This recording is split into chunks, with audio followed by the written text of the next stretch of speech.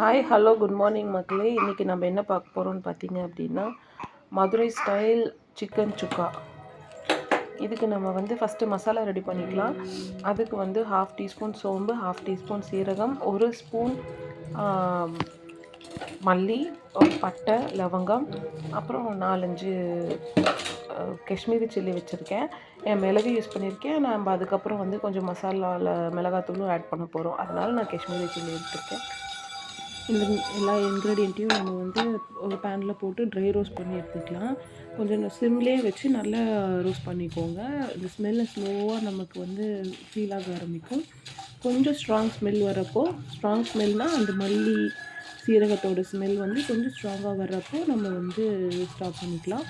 அது வரைக்கும் அப்படியே ஸ்லோவாக ஃப்ளேமில் வச்சு மெதுவாக வறுத்துக்கோங்க. தீயை விட்டுறாதீங்க. அடுத்து ஒரு வடைச்சட்டி வச்சு அதில் வந்து ஒரு 4 டேபிள் ஸ்பூன் ஆட்டம் நான் கடலெண்ணெய் ஆட் பண்ணியிருக்கேன்.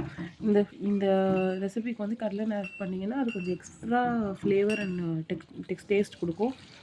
தின்னாக ஸ்லைஸ் பண்ண ஆனியன், பெரிய வெங்காயத்தை வந்து நல்லா ஃபைனாக ஸ்லைஸ் பண்ணி வச்சுருக்கேன்.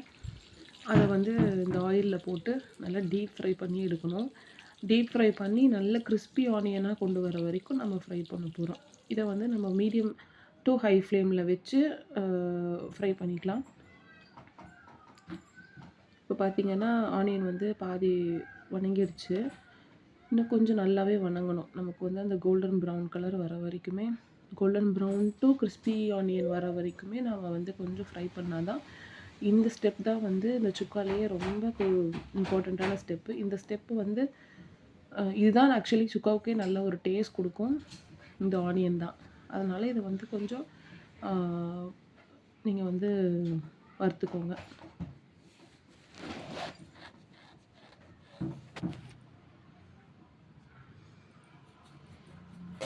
பார்த்திங்கன்னா உங்களுக்கே தெரியும் நல்லா டிஃப்ரென்ஸு. அந்த ரொம்ப தின்னாக இருந்த ஆனியன்ஸ் எல்லாமே வந்து கோல்டன் ப்ரௌன் ஆகிடுச்சு.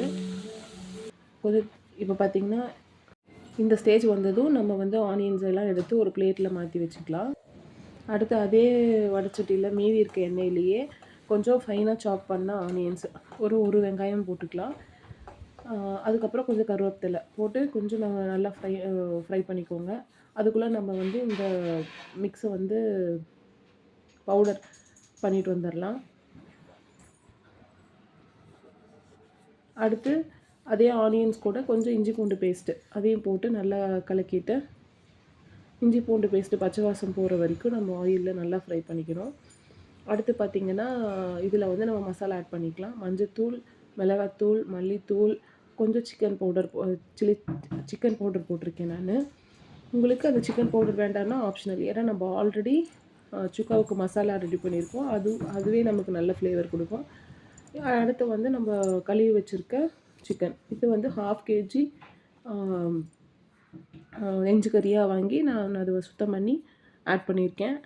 உங்களுக்கு உங்கள் சாய்ஸ். நீங்கள் 1/2 kgனாலும் சரி, 1 kgனாலும் சரி. 1 kgனா இந்த மசாலா மட்டும் கொஞ்சம் நீங்கள் டபுள் ஆக்கிக்கோங்க. இதை நல்லா ஃப்ரை பண்ணிக்கோங்க. ஃபஸ்ட்டு நல்லா அந்த இஞ்சி பூண்டு பேஸ்ட்டோட இந்த சிக்கன் எல்லாமே நல்லா கலக்கிற மாதிரி ஃப்ரை பண்ணி விட்டுட்டு, இப்போ வந்து ஆனியனையும் நம்ம ரெடி பண்ணி வச்சுருக்க அந்த மசாலாவையும் ஒன்றா போட்டு அரைச்சி பேஸ்ட் ஆக்கிக்கணும். அந்த பேஸ்ட்டை வந்து இந்த ஸ்டேஜில் நம்ம ஆட் பண்ணிக்கலாம்.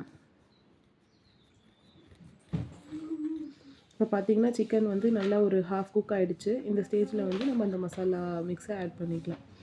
இப்போ இது பார்த்திங்கன்னா நம்ம வறுத்து வச்சுருக்கிற ஸ்பைசஸும் அடுத்து வந்து ஃப்ரை பண்ணி வச்சுருந்த ஆனியனையும் சேர்த்து அரைச்ச பேஸ்ட்டை இது கூட அந்த ஜாரில் வந்து கொஞ்சம் தண்ணி மிக்ஸ் பண்ணி நம்ம அதையும் எடுத்து ஒரு ஓரமாக வச்சுக்கலாம். ஃபஸ்ட்டு இதை வந்து நம்ம நல்லா ஈவனாக பரட்டி விட்டுட்டு அதுக்கப்புறம் அந்த வாட்டர் ஆட் பண்ணிக்கலாம். இப்போவே டக்குன்னு நீங்கள் வாட்டர் ஆட் பண்ண வேண்டாம்.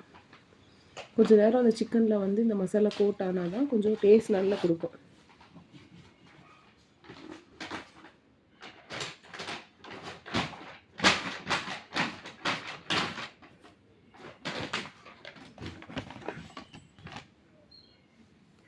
இப்போ பார்த்திங்கன்னா உங்களுக்கு நல்லாவே அந்த தெரியும், அந்த சிக்கனோட அந்த மசாலா வந்து நல்லா ஜெல் ஆகுது.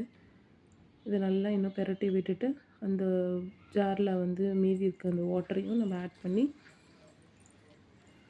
ஒரு லிட்டு போட்டு மூடி வச்சிட்டோன்னா ஒரு 5 மினிட்ஸ் அது எல்லாமே கொதித்து மசாலாலாம் நம்ம சிக்கனில் இறங்கணும். அது வரைக்கும் நம்ம இது பண்ணணும்.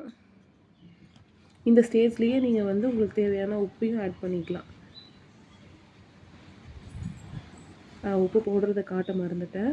நீங்கள் வந்து அந்த உப்பையும் உங்களுக்கு எவ்வளோ வேணுமோ அந்த அளவுக்கு உப்பு நீங்கள் ஆட் பண்ணிக்கோங்க. இப்போ மூடி வச்சு நல்லா இது பண்ணிட்டிங்கன்னா இந்த ஸ்டேஜ் வந்து பார்த்திங்கன்னா ஒரு குழம்பு டு கிரேவி டெக்ஸ்சரில் இருக்கும். மோஸ்ட்லி ஹோட்டலில் வந்து இந்த மாதிரி ஸ்டேஜில் தான் நமக்கு கொடுப்பாங்க.